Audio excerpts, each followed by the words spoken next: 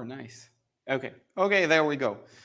Again, hello everyone. My name is Peter. I'm technical director at Virtuous Warsaw Studio. Today with me, Ostap Trush and Ihor Pavlovsky are the rendering engineers at Virtuous Warsaw, and we are here to present you our talk on our optimization for virtual shadow maps in Unreal Engine 5.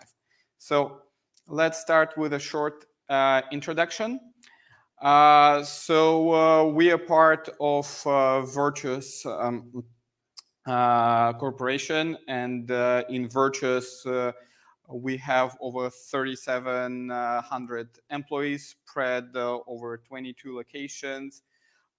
And in 20 years, we worked with over 900 clients and helped them ship over 1,500 titles.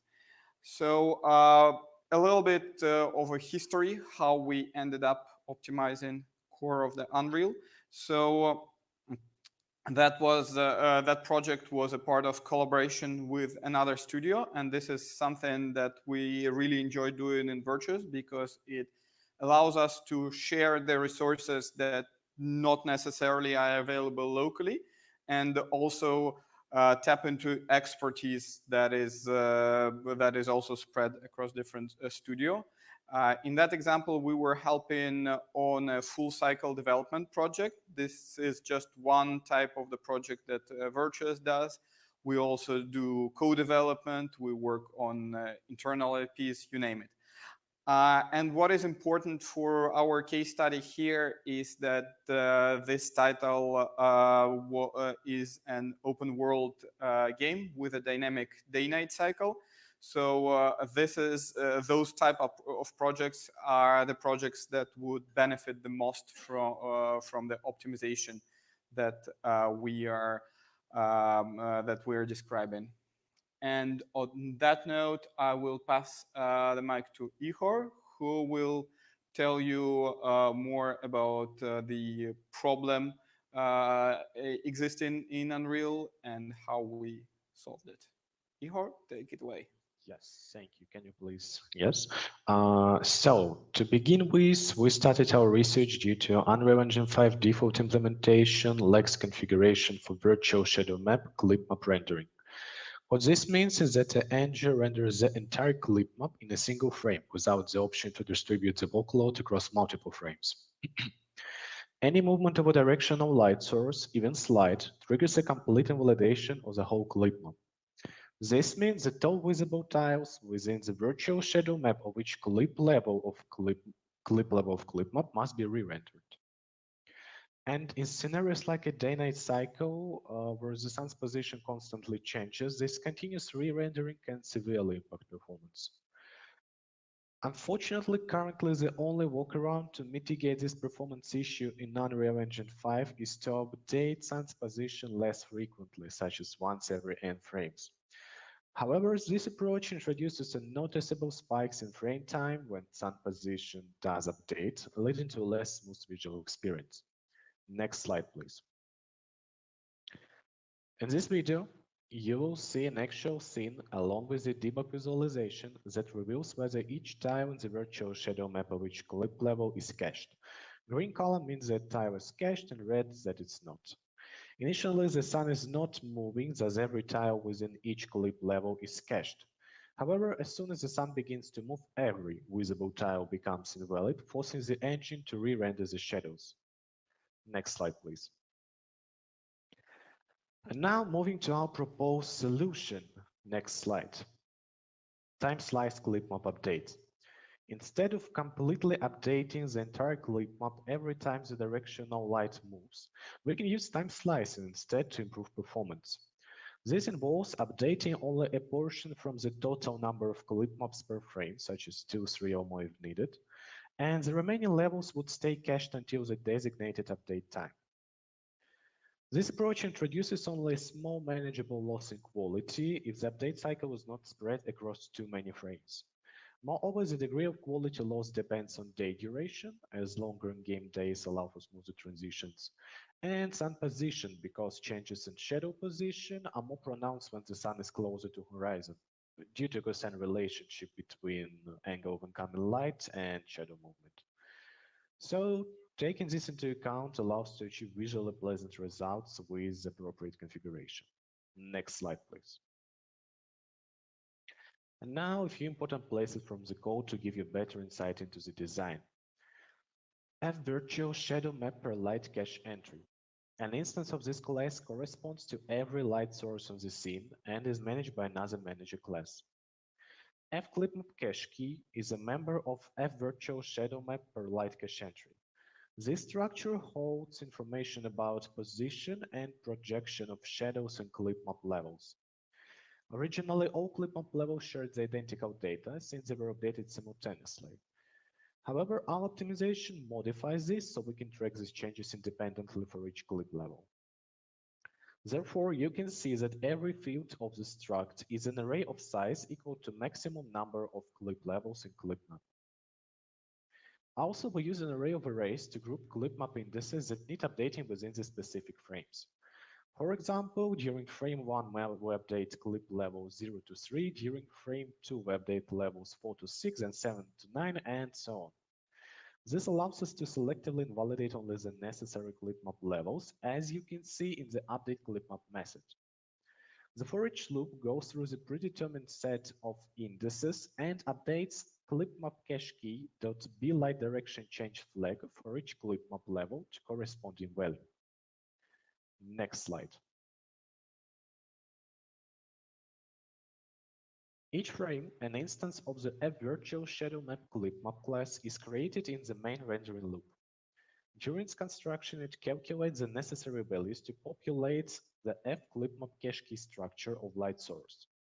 This data will be later used to determine view projection matrices and whether new virtual shadow map tiles locations are required due to camera movement.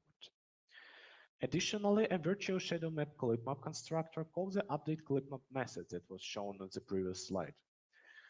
As you remember, update ClipMap marks ClipMap levels as completely invalid if requested, thus triggering a re-render of them. And as shown in the first image, a reference to the FClipMap cache key structure is acquired from the manager class for the given light source.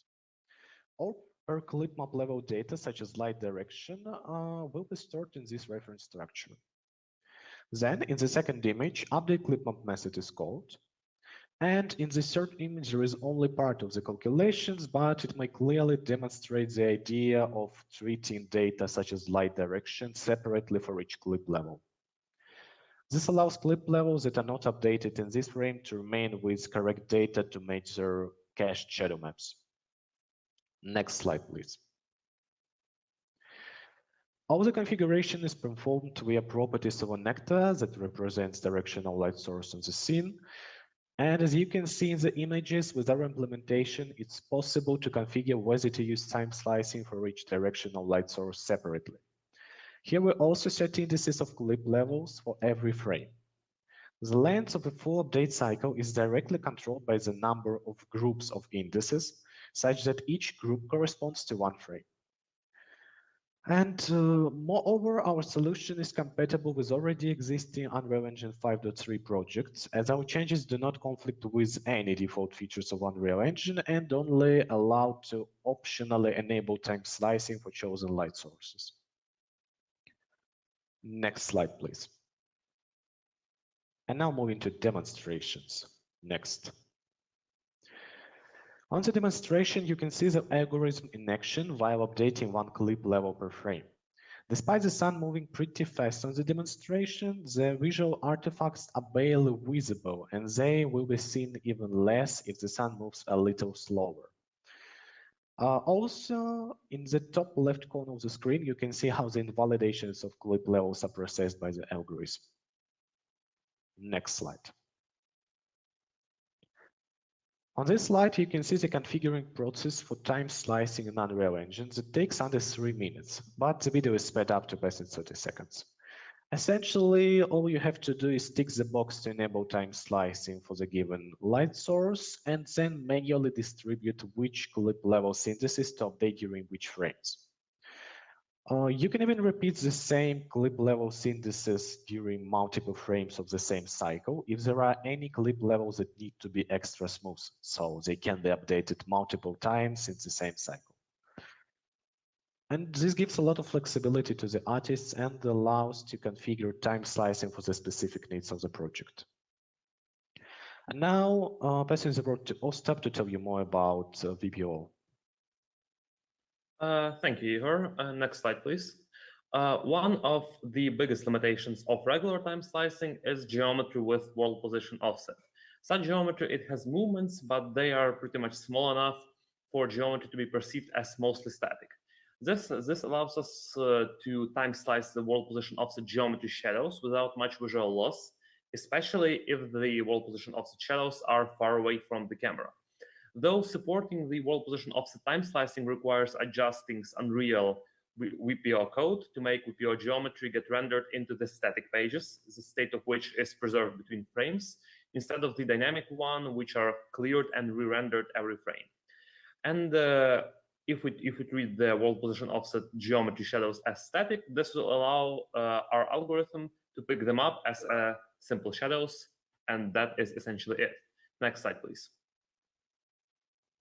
Here you can see the implementation of time slice world position offset geometry enabled to the left and the original Unreal Engine WPO to the right.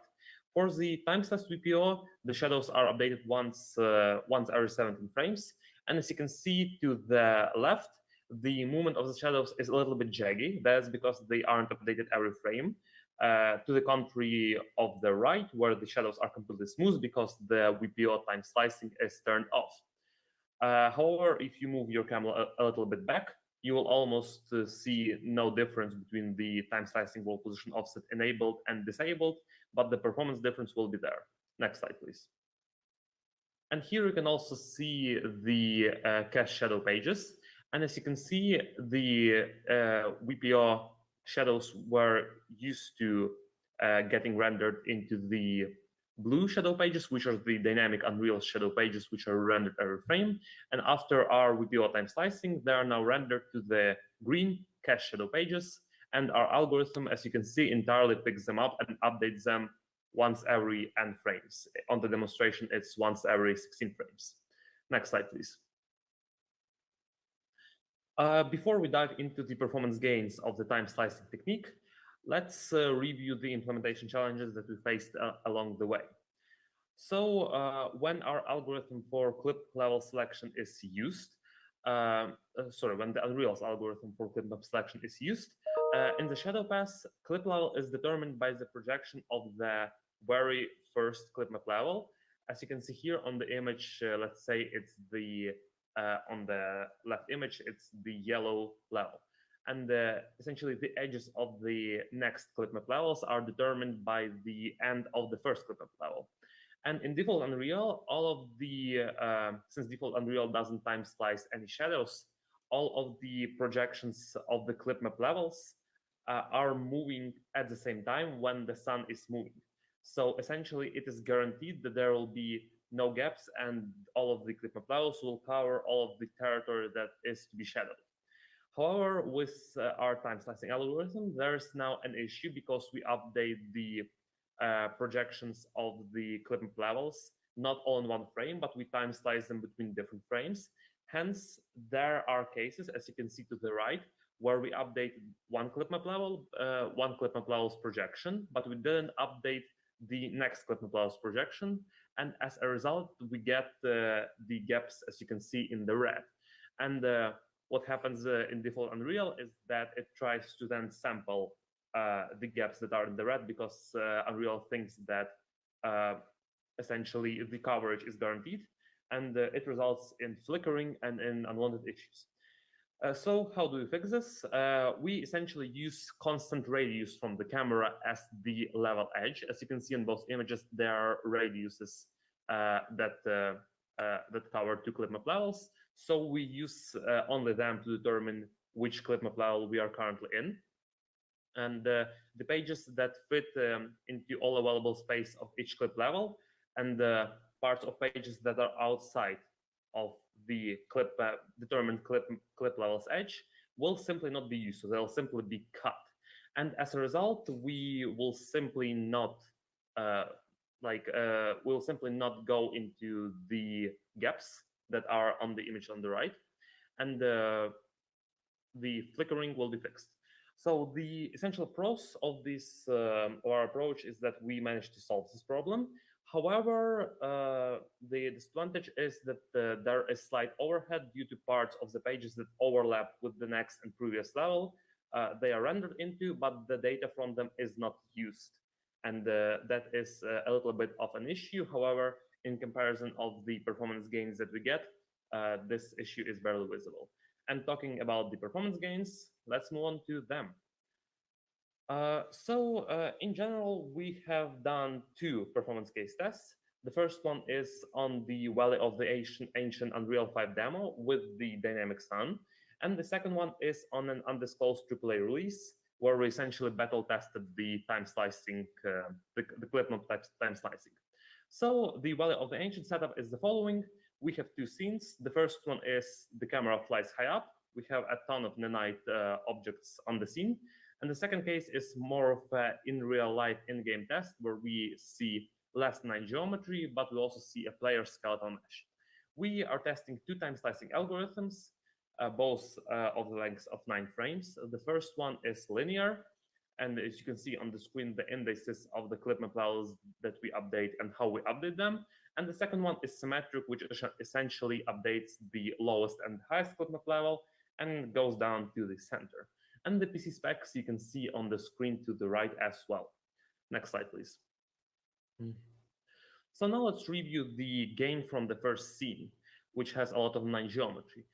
The baseline, default Unreal without time slicing, gives us 6.7 milliseconds and 6 milliseconds for when the sun is at zenith and at horizon respectively every frame. However, when we turn off time slicing, for example, with the symmetric algorithm, we get 2.7 seconds at zenith and 2.6 seconds at horizon as a biggest spike in 9 frames. And all of the other frames, so 6 out of 9 frames took in the range between 1 and 2 milliseconds, and only 2 out of 9 frames exceeded the 2 millisecond range, and 1 out of 9 frames even fell in the range of less than 1 millisecond. With the linear algorithm, the results are pretty similar, 2.8 and 1.9 milliseconds for zenith and horizon respectively, and 5 out of 9 frames falling in the range from 1 to 2 milliseconds, 2 out of 9 frames exceeding the range of 2 milliseconds, and 2 frames falling in the range of less than 1 millisecond. Just based on this test, the gains in shadow computations are between 50 and 70% on scenes with loads of Nanite geometry. Next slide, please. For the scene 2 analysis, we have less Nanite geometry and more non-Nanite geometry, for example, as a player skeletal mesh. And as a baseline test, we get 4.3 and 2.5 milliseconds for zenith and horizon respectively. And when we turn off time slicing, for example, the symmetric algorithm, we gain 1.4 milliseconds for both zenith and horizon as the biggest spike, and only 3 out of 9 frames falling in the range of 1 to 1.4 milliseconds, and all the other frames taking less than 1 millisecond to compute in the entire time slicing cycle. Linear algorithm did a bit worse, 2.5 milliseconds as the spike for both zenith and horizon cases, and only 5 out of 9 frames taking in the range of 1 and 2 milliseconds, 2 out of 9 frames exceeding 2 milliseconds, and all of the other frames falling in the range of less than 1 millisecond. And based on these results, the gains in shadow computations are between 40 and 68% on a typical in-game scene with a little bit of Nanite geometry and a player. Next slide, please. It's all very well, though the previous tests don't test the world position of time slicing at all, so we decided to do a custom benchmark on it. The PC specs remain the same, and the scene you can see on the bottom right, it's an empty scene with trees with world position offset. These are Nanite trees with around 350k Nanite triangles each, and around 600 of those trees. And the time slicing configuration distributes the computation to 17 frames, just from the lowest clip level to the highest clip level. Next slide, please. And so these are the results that we got. You can also see that we are testing a new essentially a column here called build page allocations, though on the previous test, we only tested for shadow depth. As you can see, as a result, if we compare the shadow depth columns on the time slicing VPO enabled to the left and disabled to the right, you can see that the gains in shadow depths are pretty significant. And if you look at the other column, build page allocations, you may see that they take a longer time than the build page allocations with time sliced VPO disabled. It should also be noted that build page allocations is a function that essentially prepares the pages, and then the shadow depths pass renders the shadows to the pages. And as you can see, it seems that time slicing VPO takes longer time at the build page allocations pass. However, in here we provided the worst, like the absolute worst case scenario that we could find. And on general, on average, build page allocations barely has any difference to the build page allocations with time slicing VPO disabled. And based on these results, we gain 49 to 57% gain on shadow computations if we count both columns, so build page allocations plus shadow depths. And if we only account for shadow depths as we did on the previous slides, on the previous tests, we get 81 to 90% gain only on those shadow depths, which is a really good result. Next slide, please. And now let's review the time slicing performance on an unannounced AAA open world release, as previously mentioned by Peter. Here we have essentially 4 scenes. The first scene is a flying camera with a view over some city.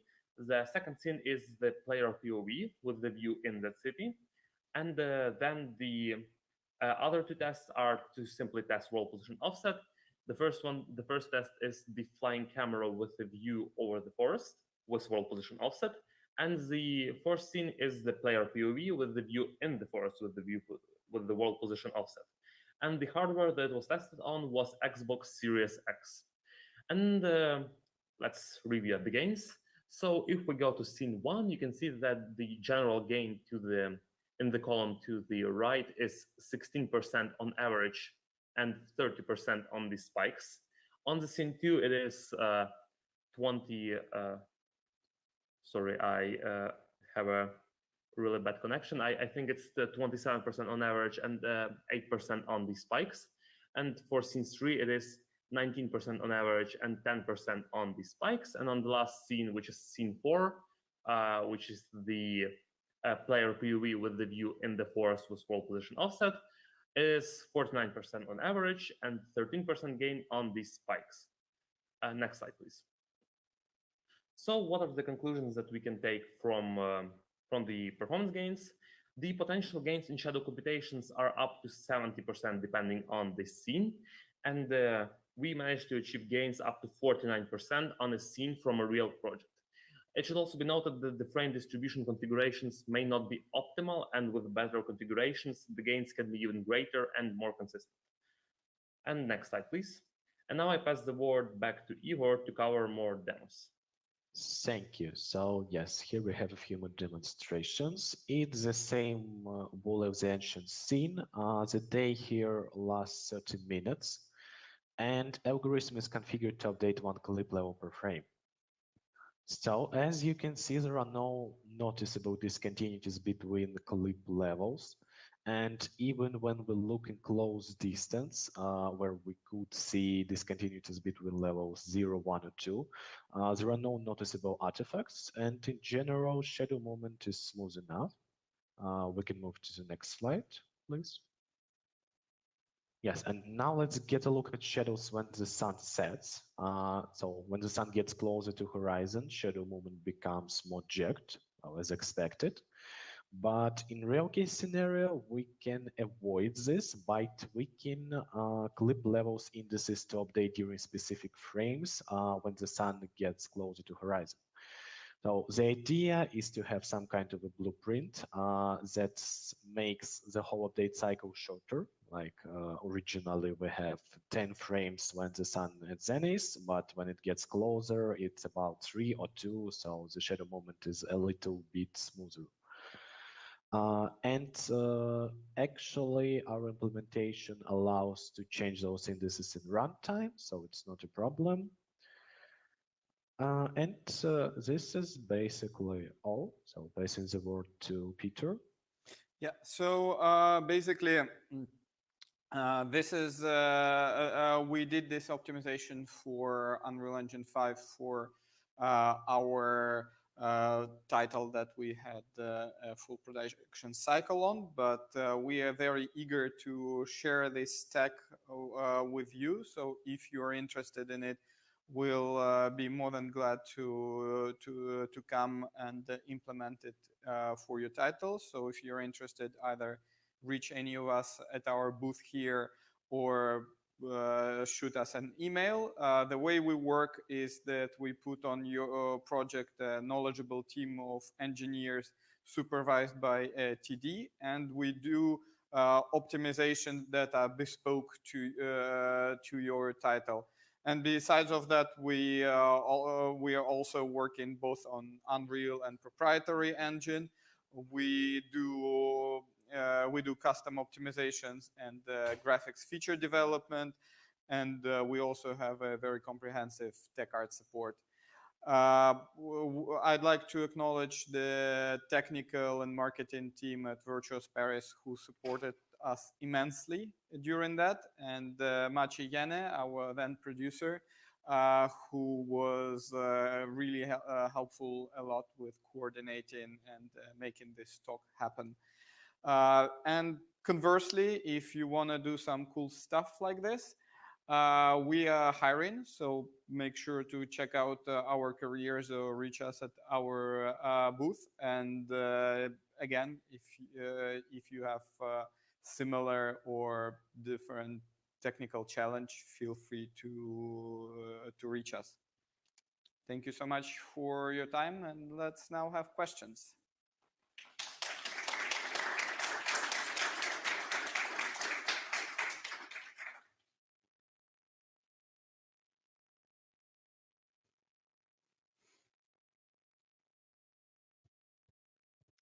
Thank you very much for the talk. With regard to the selection of the indexes to be redrawn that frame, you talked about a linear algorithm, I can't remember exactly, symmetric algorithms? That was yeah, that was linear and symmetrical.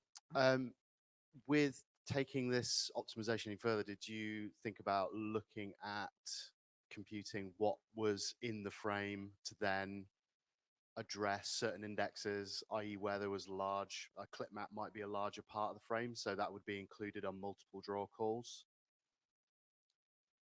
Yeah, so the question is basically, do we take into consideration the occlusion of the clip map levels, yes, right?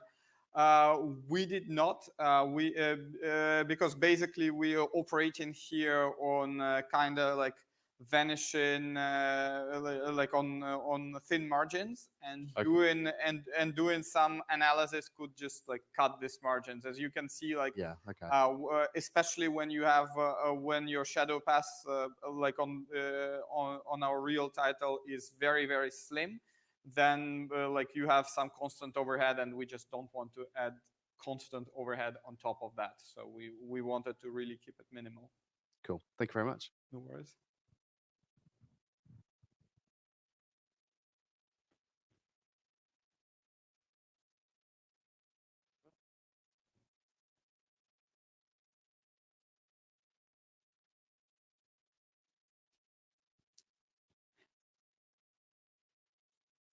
Any more questions? All right. In that case, please don't forget to rate us, especially if you don't want to see us ever again here.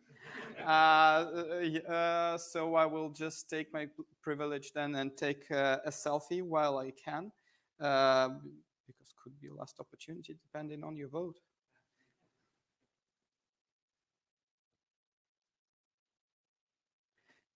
Otherwise, feel free to find me after the talk, and have a great rest of the conference.